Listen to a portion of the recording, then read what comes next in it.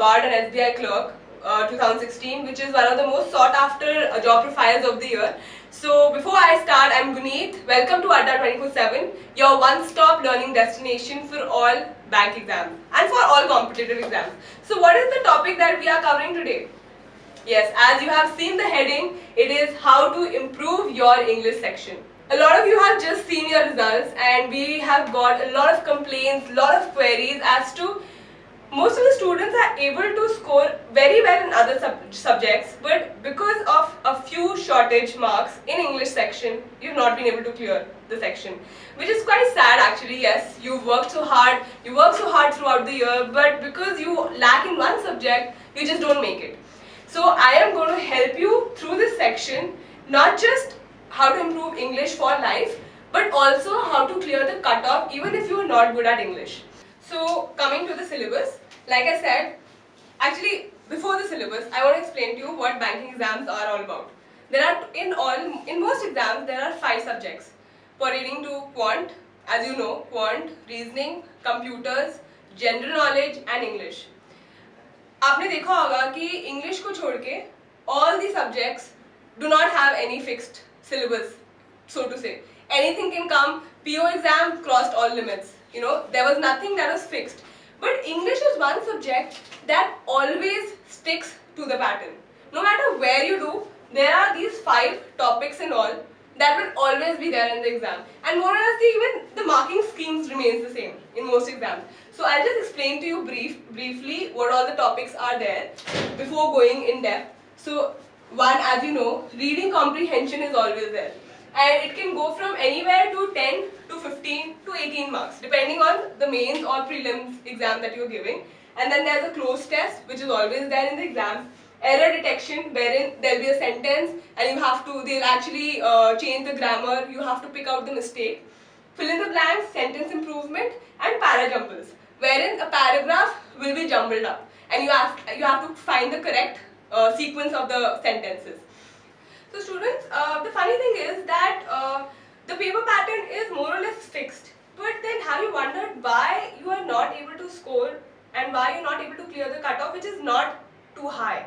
Usually it ranges from anywhere between 11 to 14 out of 50 or 11 to 14 out of 30 marks if it's a pre-exam or if it's a main exam, depending. You know, the cutoff remains more or less the same. Still students are not able to score, and that is actually showing that the students are not practicing English. Either they have a phobia of the language that does not encourage them to practice it, or they feel they are just too overconfident that they don't need to practice it. But there is a lacking. So before I help you out how to overcome that lacking, I want to explain each topic in a little briefly, so that you know what all questions can be expected, what kind of paragraphs are coming in English exams. So starting with RC, there are actually 2 patterns. One is for PO and one is for clerk.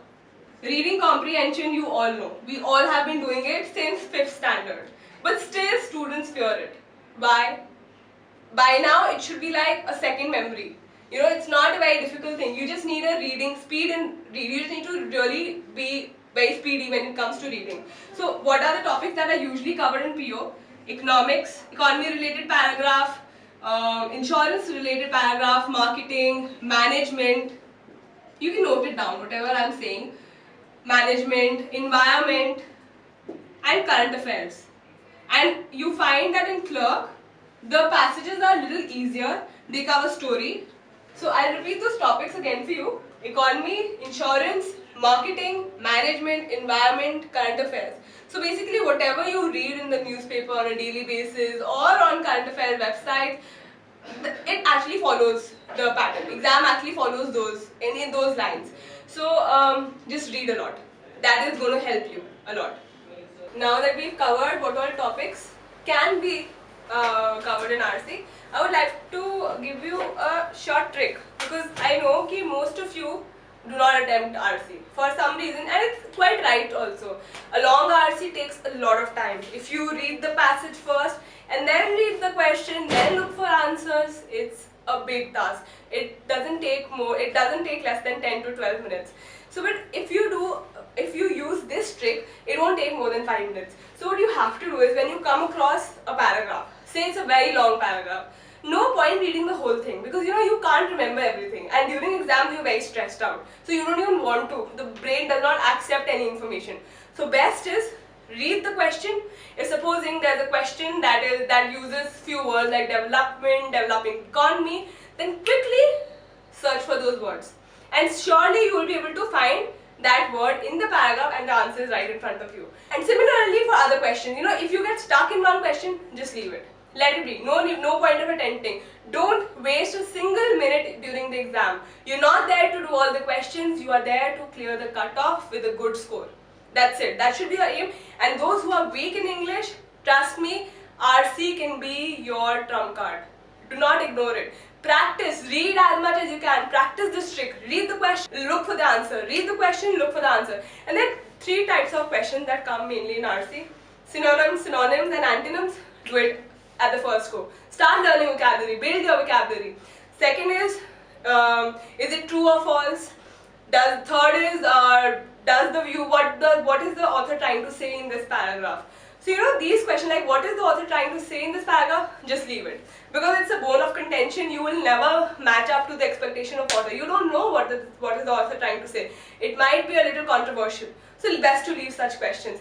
Attempt questions like what is the answer to this question, synonyms, antonyms, or is it true or is it false. But if it's time consuming, not able to find it, just leave it. Okay, with this strategy you can easily attempt 5 to 8 questions if you practice a lot at home.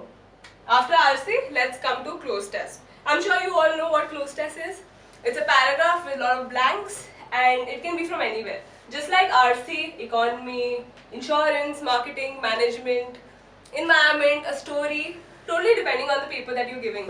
In pre, you can expect a little easier one, but it ranges usually from 5 to 10 marks. Okay, now how do you solve cloze test? Cloze test can be a little tricky and difficult. The best way out is, according to me, is method of elimination. What is method of elimination? Now you have 5 options, okay? A, B, C, D, E. There's a blank. You try and make sure you read 2-3 lines at least, because at times what happens is one line is connecting to the another line. So if you just read the first line, it could completely making a different sense, and when you read the second line, you would realize that it's not actually making sense. So make sure you read 2-3 lines together while solving the cloze test. One, that is an important thing to keep in mind. Another is just go through the options and then read the line. Use method of elimination. Now supposing A, it doesn't fit. B, it doesn't fit. C, it might fit, just let it be. D, doesn't fit.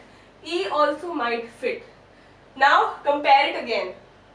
If you are 100% sure about the answer after this method of elimination, go for it.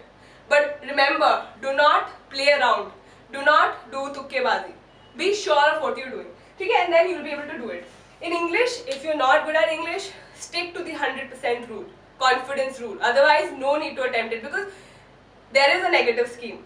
The more you attempt, and if they turn out to be if they turn out to be wrong, you'll end up having no score at all.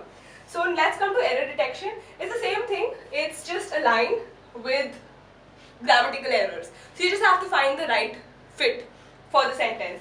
Again, method of elimination works really well. And coming to fill in the blanks, there will be sentence.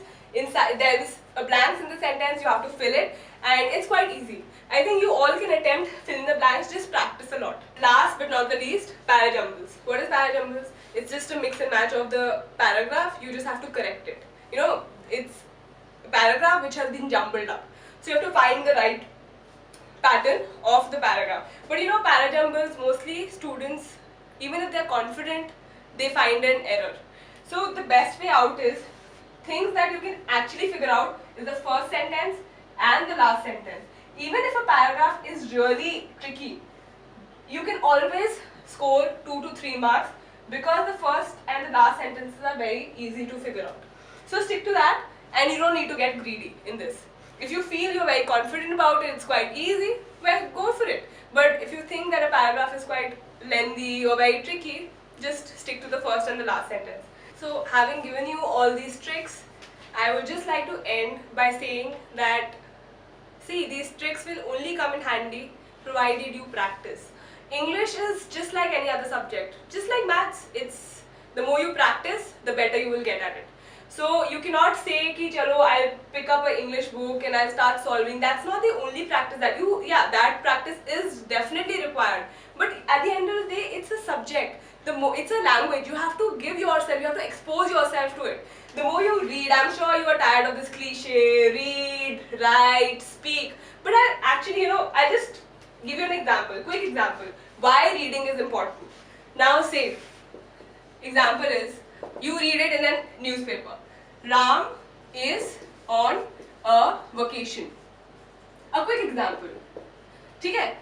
Now after 10 days, you read another sentence. The best time to be on a vacation is summers. Now if you have read these two lines in a gap of 10 days with your consciousness, you won't even realize it. Your subconscious mind has registered it. It's registered these lines. And supposing in the exam, a sentence comes, Sheila is in a vacation. Immediately your subconscious mind will kick in and say, there's something that is wrong. And your mind will read the options and you'll get the right answer. It should not be in, it should be on a vacation. That's how English works. The more you speak, the more you expose yourself to it, the more you read, the better you will get. And along with reading, just add one more exercise, a short exercise. When you read the editorial, make sure you write down one editorial daily. It might take 30 minutes, but trust me friends, the English will start registering in your subconscious. Even if you are not well versed with the grammar, you will know what is right. You will get to know when the statements are wrong. So that's how the aim is not just to clear the cutoff. The aim at the end is to clear the exam. And if you're not able, if you're doing well in other subjects and because of one subject you're losing out, that's a very sad thing. You lose out not just on the exam, you lose out on one whole year. So practice, do not ignore this subject. It's a beautiful subject, it's a universal subject which can help you achieve heights. Everywhere English is used all throughout the world, and banks are going global now. They are not sticking to just national, and banks are looking for candidates who can not just converse in English, can write in English, are confident when they are speaking.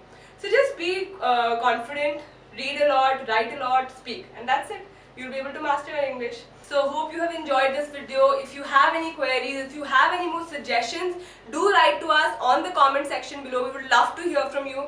And follow us on your very own Bankers Adda. I am there all the time. SSC Adda, Current Affairs Adda, and then we have Adda 247, the new website or the new YouTube channel.